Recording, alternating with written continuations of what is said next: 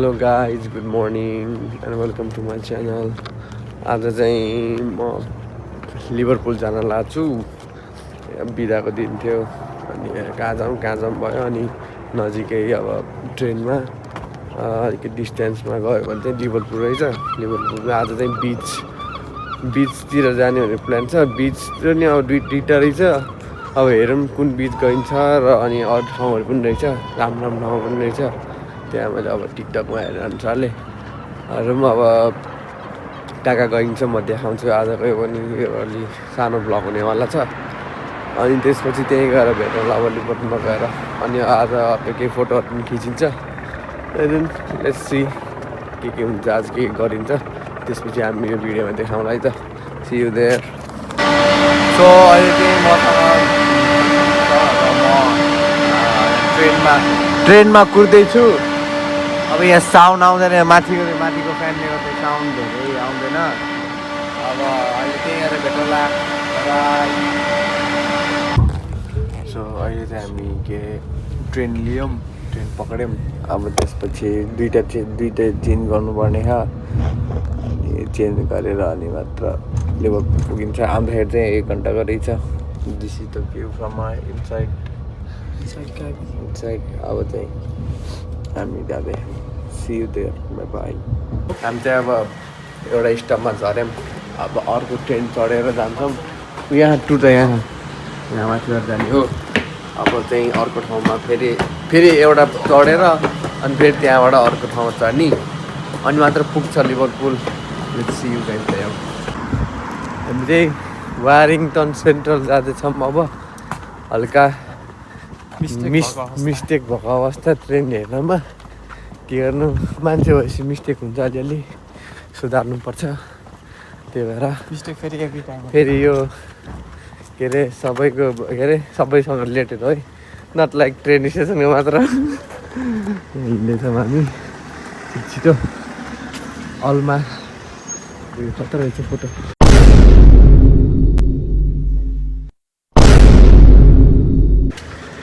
यहाँबाट त्यसपछि अब कहाँबाट लेफ्ट जाने हो कि ठाउँ, अनि हामी लेफ्ट जाने हो सिधा पछि। यस्तो भ्यूहरू राम्रो छ। सबै बाटो त बन्द मात्र छ। यही बर्मिङम जस्तो छ, बाटै बन्द भएको जस्तो। अनि त्यसपछि यस्तो हुन्छ। अनि त्यहाँबाट हामी निस्किन्छौँ सेन्ट्रलबाट सिधै लिभरपुलमा। See you there. फाइनली हामी लिभरपुल आइपुग्यौँ। Liverpool South Parkway. अब चाहिँ हामी के अरे सुरुमा अब बिच जान्छौँ होला। बिचबाट फर्केर आएर बरु अनि अरू ठाउँमा घुम्नु होला। बिच चाहिँ हो फर्स्ट मेन कुरा हामी घुम्न आउनु लाग्यो। त्यही भएर फर्स्टमा बिच जाउँला। त्यसपछि अनि अरू ठाउँमा खिचेर हाल्नु।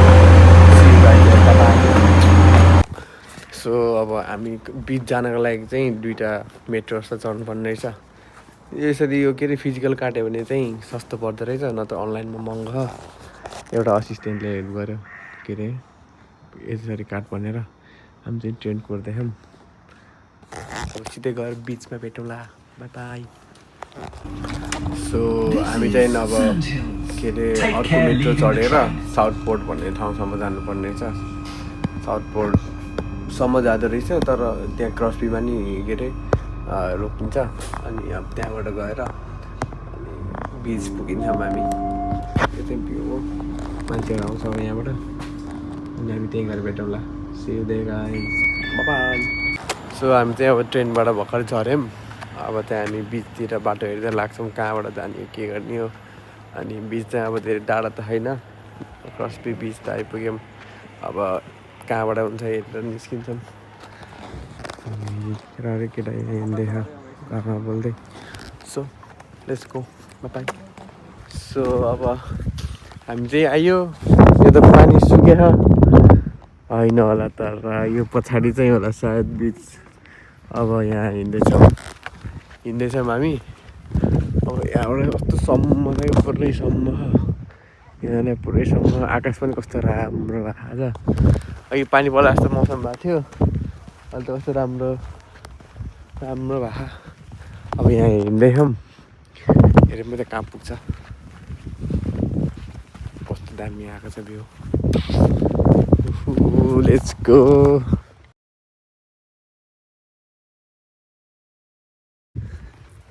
ओए यहाँ त अझ स्यान्ड पनि छ कि जुत्ता ओए किन्दैन पानी त होला दौडे म त बिच न त्यो अर्कोवाला बिच है ओहो पानी ओ बिच आइपुग्यो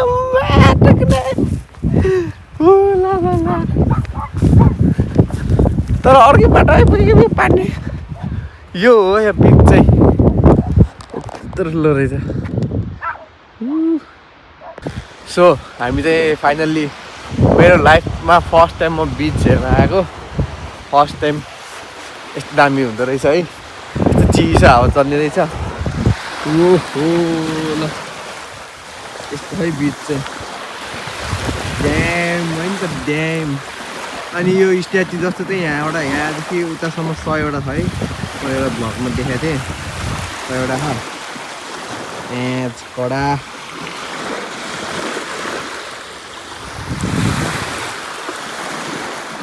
So this is the Liverpool beach, Crosby Beach.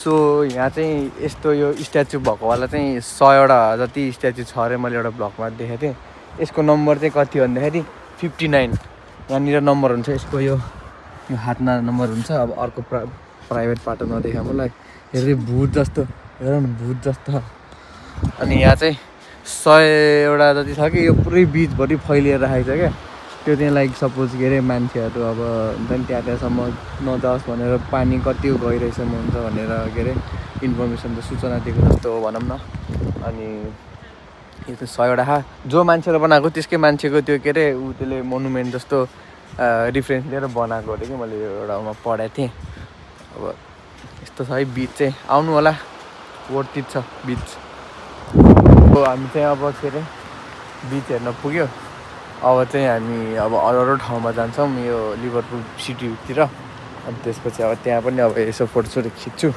यहाँ त खतरा फोटो आयो मजा नि आयो मेमोरी बनेको दियोस् कहिले बिच नआएको मेरो फर्स्ट टाइम बिचको एक्सपिरियन्स हो यो एकदम राम्रो वर्थ इट लाग्यो मलाई अब चाहिँ हामी अनि अब जान्छौँ सिटीतिर अनि त्यहाँबाट देखाउँछौँ see you guys in next clips bye bye so हामी चाहिँ अहिले के अरे लिभरपुल सेन्ट्रलमा छौँ लिभरपुल सेन्ट्रल हुँदै अब के अरे सुरुमा चाहिँ रोयल अल्बर्ट डक भन्ने ठाउँमा जाँदैछौँ लोयल अल्बर्ट डकमा गएर फोटोसोटो खिचेर अनि त्यसपछि त्यहाँबाट गएर अनि फेरि अर्को ठाउँमा अहिले चाहिँ फेरि लिभरपुल स्टेडियम पनि हेर्न जानु भनेको तर अर्को ठाउँमा तल जाने यस्तो छ लिभरपुल सेन्ट्रल चाहिँ यहाँ चाहिँ एउटा कस्तो रहेछ उल्टो घर यो सेन्ट्रलबाट अलिक तल आयो भने यस्तो घर देखिन्छ हामी चाहिँ अहिले यहाँ बसिरहेको छौँ फोटो खिच्नेहरू बसेको अलि लेन टाढाको पऱ्यो त्यही अलि पछि आएर खिचाउँला अब त्यहाँ एउटा त्यहाँ अगाडि क्रुज जस्तो छ त्यहाँ गएर भएर सेल्फी हाल्ने होला त्यहाँ आएर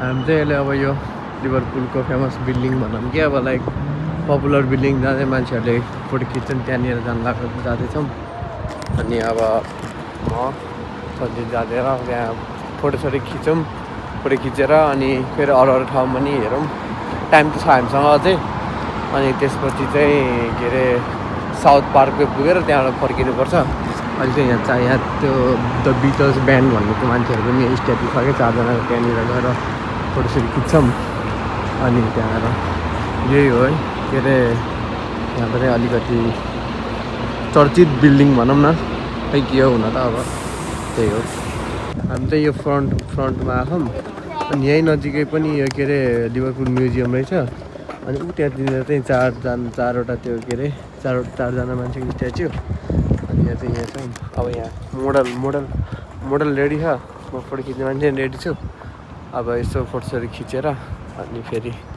अब अगाडि त्यहाँ अगाडितिर जान्छु घर पनि कस्तो त्यो बच्चाहरू खेल्थ्यो नि त्यो टुक्रा टुक्रा त्यो के अरे क्युब स्युब जोडेर खेला जस्तो त्यस्तो वाला यो चाहिँ सही हो। यो कत्रो ठुलो बिल्डिङ हो राइट। अनि यहाँ चाहिँ सानो क्यानल जस्तो छ लगायत। अहिले चाहिँ हामी के अरे यो लिभरपुल सेन्ट्रलबाट त्यो पपुलर बिल्डिङबाट आयो। यो चाहिँ कोस्टल एरिया जस्तो छ पुरा कस्तो चिसो हावा आउने समुद्रको भ्यूहरू चाहिँ।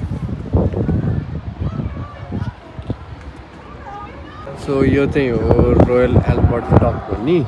अनि हामी चाहिँ वहाँबाट यसो यहाँबाट हुँदै यताउति हुँदै यताबाट यता आएको। यसो फोटो खिच्ने स्पट रहेछ। खिच्दैछौँ चाहिँ हामी यहाँ चाहिँ त्यो बोट एक राइड मात्र रहेछ राउन्ड एक राउन्ड मात्र भ्यू चाहिँ।